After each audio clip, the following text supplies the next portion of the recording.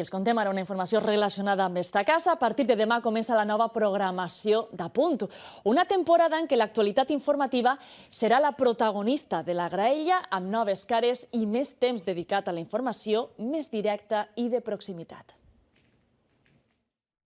Els informatius d'Apunt estrenen temporada amb una renovació de cares al capdavant de les notícies del matí. Es preveu informativament intensa perquè, com sabem, estem a 9 mesos d'eleccions autonòmiques i locals i anem a contar-ho tot perquè anem a tindre a partir de les 7 del matí 2 finestres obertes, una en ràdio i una en televisió, per a contar tota la informació del dia. Primer, l'actualitat, sense adjectius, i després l'anàlisi. I després el magazín, a la ràdio de 10 a 12. Entreteniment, de propostes de tot tipus, socials, literàries, musicals. Mantenim pràcticament totes les seccions que teníem en la temporada anterior, algunes canvien de periodicitat i n'introduïm de noves. Més hores d'informació per arribar allà on estiga la notícia i poder contar-los-la, tant en ràdio com en televisió, presentada de manera directa, dinàmica i més visual. L'objectiu d'esta temporada és consolidar-nos com a referent informatiu de tots els valencians i les valencianes, com ho ha sigut esta casa als fatídics incendis d'este estiu. En este cas els acompanyaré